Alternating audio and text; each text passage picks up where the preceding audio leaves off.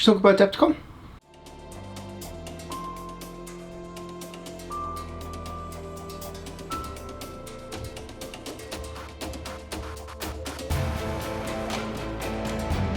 ADEPTICON 23, it's gone.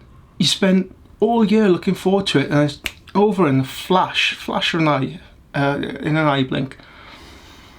I wish I could have a couple of guests on to talk through the experience with us, but everybody's still traveling around the world.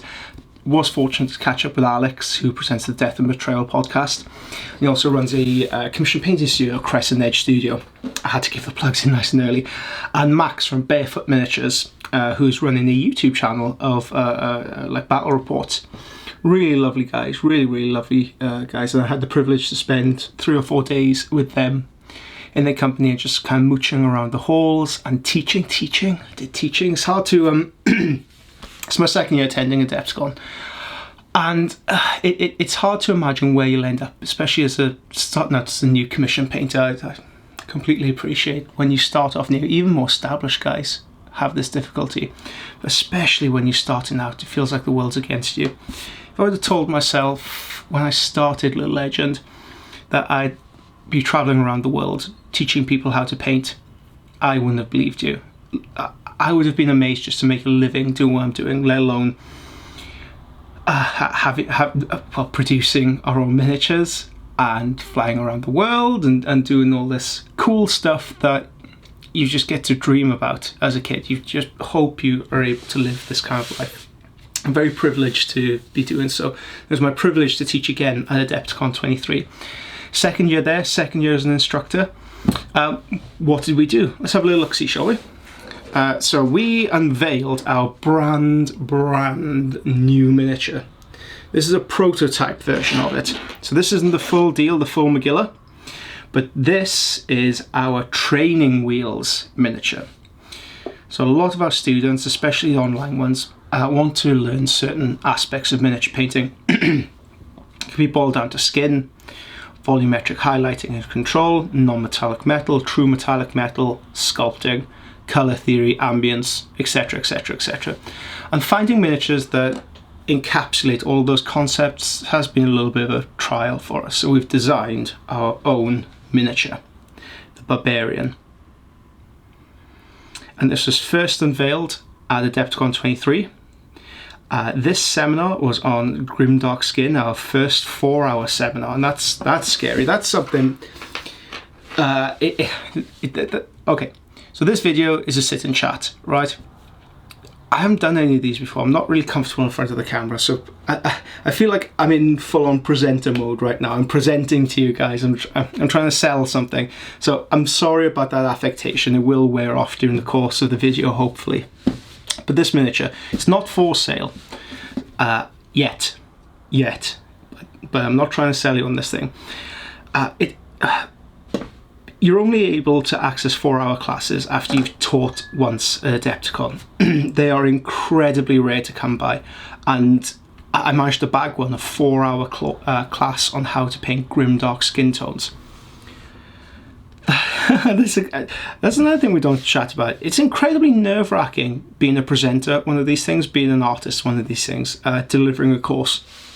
I put a lot of my pressure on myself in order to first of all have a succinct course, a clear outline of what students need to achieve, and then follow through with them having the ability to achieve it.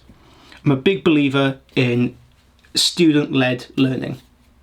Everything that I do and everything that I encourage students to do is all with their own hands, with their own graft, because there's no point me painting on top of a miniature and it looking good. I know it looks good. I know it looks great. I know how to paint miniatures. But I need for you to be able to paint miniatures. That's the whole point, ethos of the course. I get you to paint. Don't look at the notes. This is how anal of a person I am. Okay, not up here. ADEPTICON Grimdark Skin, 4 hours. Not for distribution. Makes me sound more official. They go through an overview and purpose, what the objectives of the class are, and then copious amount of notes how I need to change it for next year. And that is a big thing. From last year, knowing how to deliver 2 hour courses is incredibly difficult.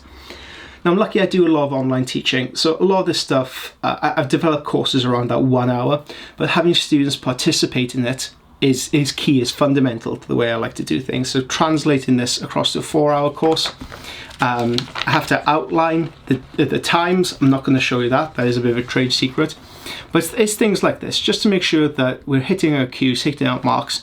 Things like push social media and Patreon, take photos of student work, encourage students to post on social media. So these are the things that's horrible to say, but you need to do as an artist working in the world now. You need to be able to put yourself, your front foot forward, right? And these are the things I always forget at the end of a class. I always forget to take group pictures. I always forget to mention you can find this stuff on social media, you can find it on Patreon. So those are there just to remind myself more than anything that I need to remind students of this. And we actually got through this incredibly quickly. We got through that incredibly quickly, to the point where I was able to teach a little bit about bounce reflections on skin, because skin isn't just a matte surface, right? It's satin, and the more oiled up, the more greased up of a dude you are, the more exercise you have, the sweatier you get. So we can suggest certain reflections on the skin, and we can suggest a certain story through just building up bounce reflections on skin. The class went very well. It's a very complex course. It was aimed at intermediate to advanced users. Oh boy, did they handle it well, surprisingly well. The second course, well, the second course that was there, sculpting in 2 hours. How on earth are you meant to teach sculpting in 2 hours? We'll decide to break it down into 2 ways: organic and non-organic matter. So we have the armor plates on here, mixed together with milliput and green stuff, and then we were dealing with fur on the back. And one of the great reasons why we designed the miniature the way we have is that the fur on the back isn't all that well detailed. There you go, I'm just finishing this off now. So the great thing about mixing with milliput and green stuff is that you can create really sharp cuts. Like so. See how well that cuts in comparison to just green stuff? So that is the reason why you want to mix it with milliput.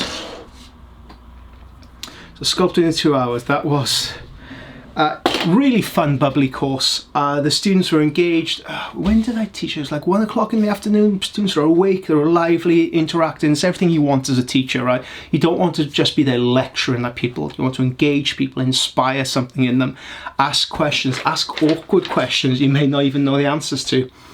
And then the third course that we run, and this I was kind of dreading, kind of looking forward to. Dreading because it came last thing on a Saturday evening. And that's when the heresy guys get together and do a wrestling ring. So this started last year. Somebody bought an MDF wrestling ring. We all put a custom Praetor into it. So no name characters, custom Praetor, and we had them duke it out. We all had entrance music coming in, and you could do things like if you bounced off the rails and came back in, you got +1 strength to the hit. I was going to miss that, unfortunately, this year because the way the teaching schedule landed. But I was looking forward to it because it was the last thing on the Saturday. This wasn't a weathering special, so I'll show you the weathering special item we have here. So we painted that in 2 hours. So I was teaching students how to use weathering powder, oils, enamels, chipping, all the effects that you could build up one on top of another to create nicely weathered miniatures. I've taught this course so many times. I knew that this would take 1 hour to an hour and a half, leaving us half an hour so I could go around students, making sure they're all in the same place, making sure they were all fine, all okay, and nobody was left behind. But it also gave us time to crack a few jokes. I can't repeat any of the ones that are there because this is going out to wider distribution. Thank you for attending and making those jokes. Yeah. It was but that's the kind of thing you encounter at Adepticon. It's not only the learning process, it's the event, it's the experience you get to go to. Now, as a Brit, I'm really fortunate that in the UK, I get to go to all these kind of events anyway. Warhammer Fest. Warhammer World's only a 3-hour drive for me to get to. And I still complain about it. 3 hours away, should I go? Maybe, maybe not. It's 3 hours away. For you guys, it could be like a once-in-a-lifetime opportunity. We get Salute, which is a little bit like Adepticon. A lot of traders go there to sell their wares, update people, and there's a painting competition. Unfortunately, where Adepticon I think has the edge is that they have instructors in. It's over a 4 or 5 day period, Adepticon, whereas Salute is one day only. But I get the opportunity to go to all these great events and shows, and across Europe I have access to as well, only like an hour plane journey away. So with Adepticon, it does feel that much more special. Last year I didn't get it. Last year, the first year after recovering from COVID, getting back on my feet, my first year teaching, perhaps I was a little bit more nervous than I let on. It felt a little bit smaller. I didn't get it. This year, it came roaring back. I completely and utterly get it now. There were more traders there. There's just that little bit of extra electricity in the air.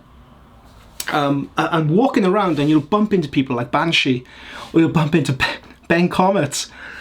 These artists who have taught me how to paint, who are huge inspirations in my life.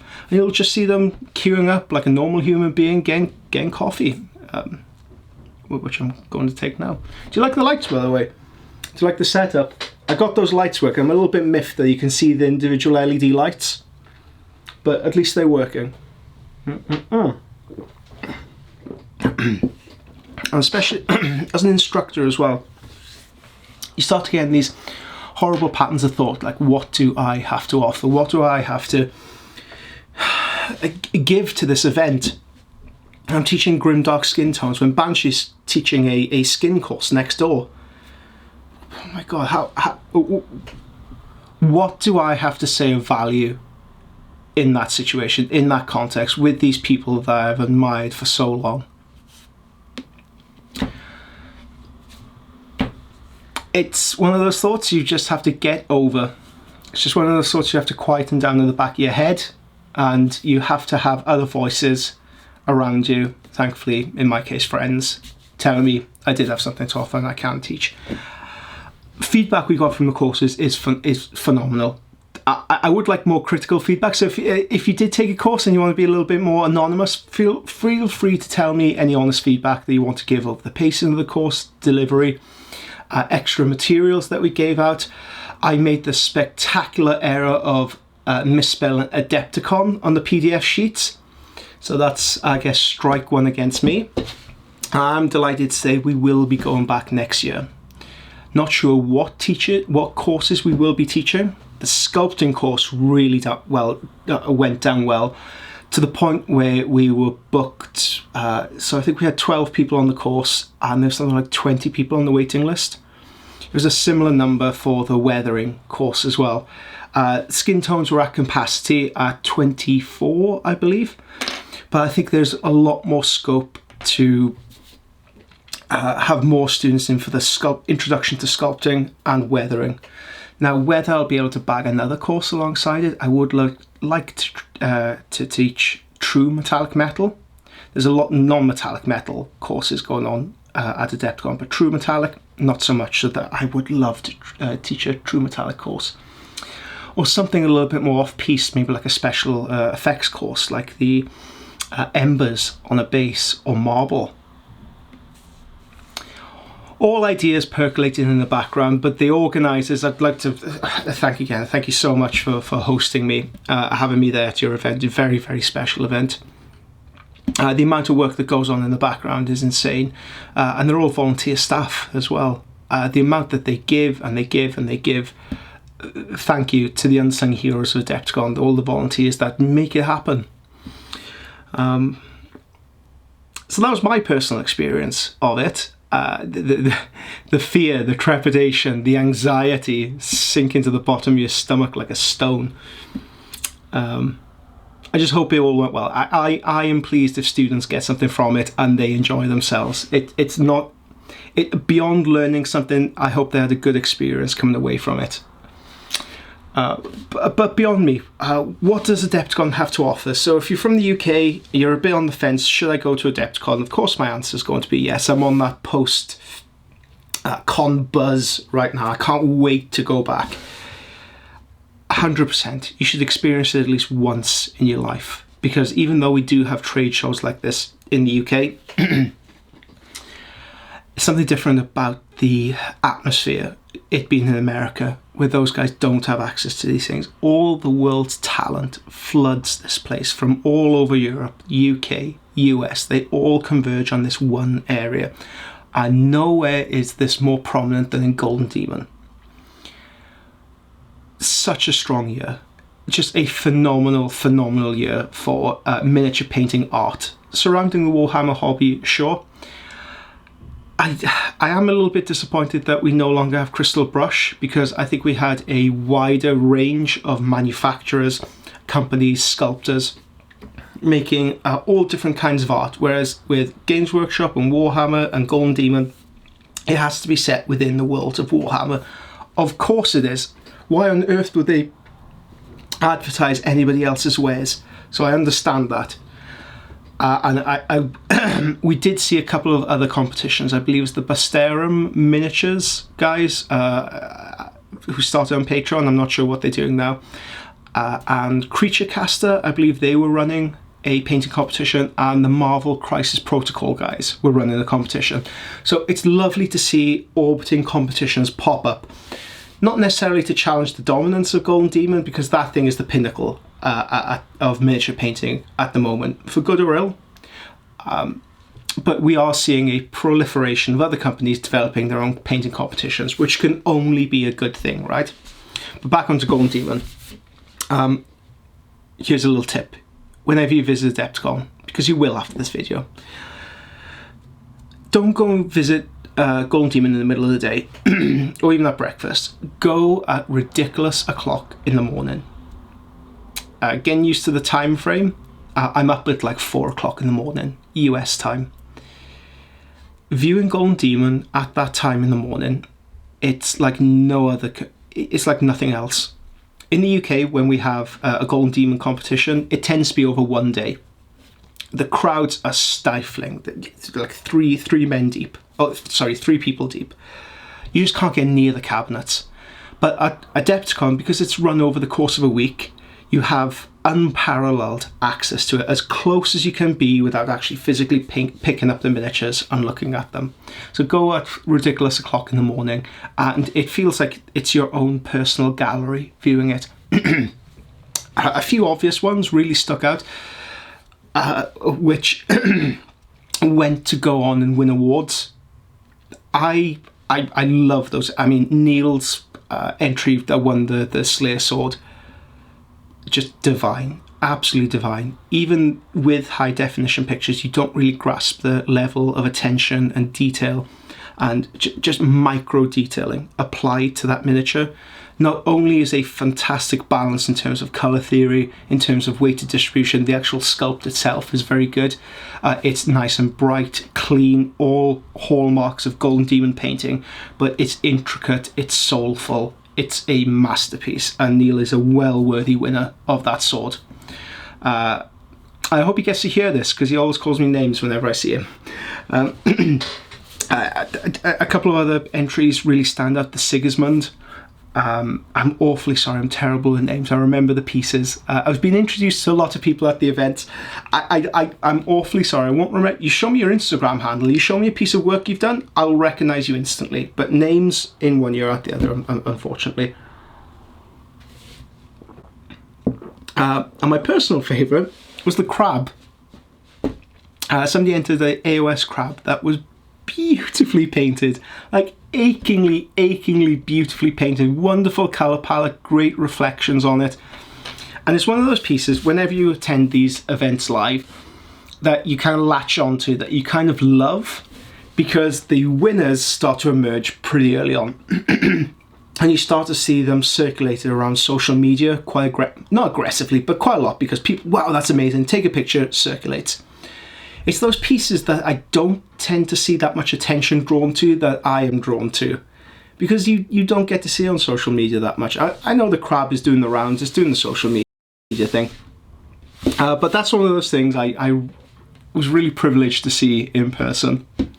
And it was fantastic to see students enter work. It was fantastic to see people I've only seen online just bump into and meet and have a chat to. Alexa, thank you very much for your hospitality, and it feels like introducing me to absolutely everybody in your circle. I met the office painter, Greggles. Greggles, thank you so much for the earbuds as well. The guy sleeping next to me, it sounded like an infant learning how to play the trumpet for 5 nights. My wife told me, "Oh, I'm jealous of you. You get to sleep when you're away." I had maybe like 2 or 3 hours of sleep per night where I was unconscious, and then JP, yeah, I'm calling you out. JP, you woke me up because of the amount of snoring you did. I'm jealous because I wish I could have got into a deep enough sleep that my snoring would have woken up you. There you go, them's the breaks. The gaming halls. So this, I'm talking about Adepticon, why it is so special. You just get so much. You get the full encompassment of the hobby. Painting seminars. There's a guy there selling bits. You get to buy things. The vendors there were phenomenal. I really wish I bought a tableware case. I didn't realise how expensive they were to ship into the UK. And they don't cover any tax. So you'd have to pay import tax. No, ruinous. Absolutely ruinous. I'm not doing that. Next year, I'll pick one up. But you had guys like Scale 75, you saw, Journeyman Miniatures, which is always one of my favourite bus companies. I tell myself every year, I'm going to go, I'm going to buy something, I'm going to spend a few moments chatting with those guys. But these things, you make the plans all year and it's a whirlwind. You were there 1 second saying hello, another thing grabs your attention, you're away, and then you're promising to meet each other next year. It's just that kind of event, it's a whirlwind. But Journeyman Miniatures, so good. Mind blown when you see it in person. Mindwork Games. I don't think I've ever seen a more beautiful miniature than their Elric model they currently have for sale. The proportions, the sculpt, the casting, it's divine. It's absolutely divine. But you get to go around the vending hall. You get to spend a ridiculous amount of money, if you so choose. I couldn't take any oil paints with me, and they didn't have any available there. So I did end up buying a load of oil paints that I gave away to students in the classes, because I couldn't take them back with me via customs. I did manage to bring a knife with me somehow. Hold on. There we go. I brought a sculpting knife with me. So I got this through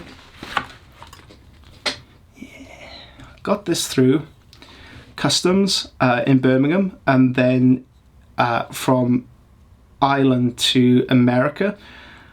Managed to sneak that on. Oil paints though, no.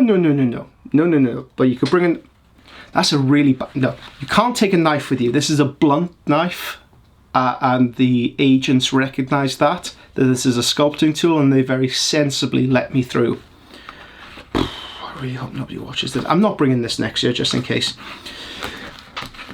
But yeah, there's certain things I couldn't bring with me, so I had to buy oil paints and a few other bits and pieces, enamels, I gave them away to students who attended the courses. Yeah, the games events. The great thing of attending these events isn't the actual games themselves, it's just seeing the people and the pageantry of it. Like, people dress up, they're in full costumes. I saw a bunch of dudes who were shirtless. I'm not sure what that was about. I think they were Chaos Cultists. That was pretty gnarly.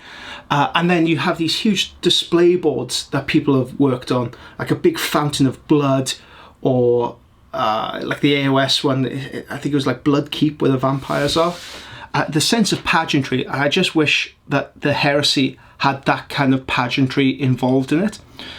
But I mean, chatting with the guys, they come in from all over state. They just haven't got the time, the resources. They just can't bring that level, that size of thing to the Heresy events. And the Heresy event is where I spent most of my time. Because there's nothing like building yourself up within the community and then being able to enjoy it.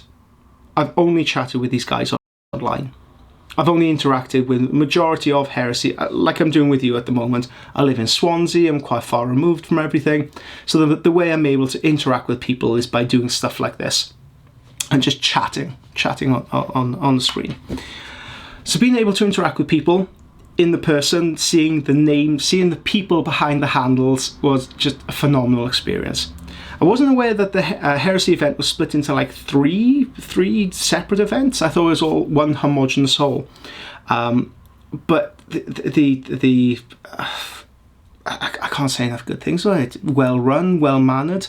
The people there were fantastic, very welcoming and warm. I had a couple of people offering to take me through some intro games, because I mentioned I didn't know how to play, which I absolutely do not. I've played a couple of games and failed horrifically at it. In fact, Barefoot Miniatures, on a recent event, I had to learn how to play my Sons of Horus army. I was driving to this thing, I had no idea how to play. So I whacked Barefoot Miniatures Guide to Sons of Horus. I listened to it on my way over before I played the event. I lost every single game.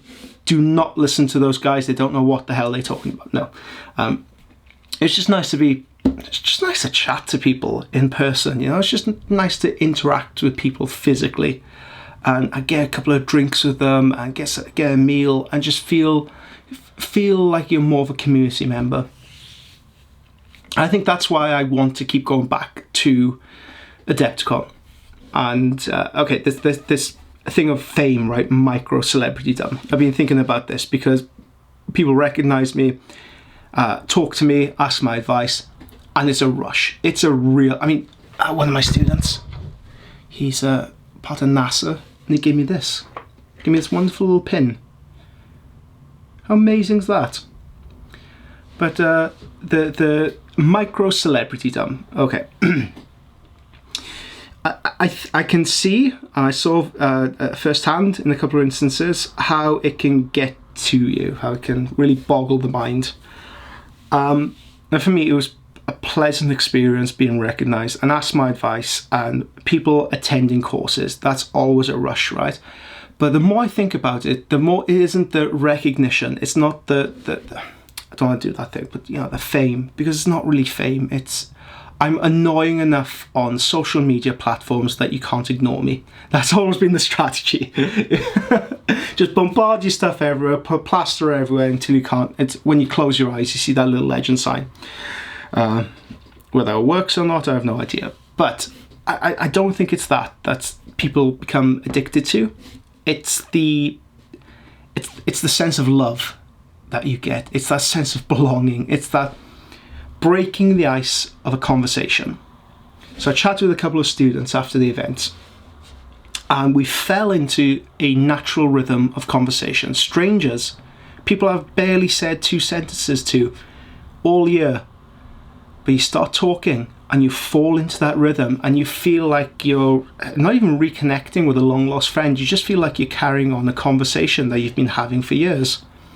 I think that is the feeling I want to cling on to. That's the feeling I really, really enjoy.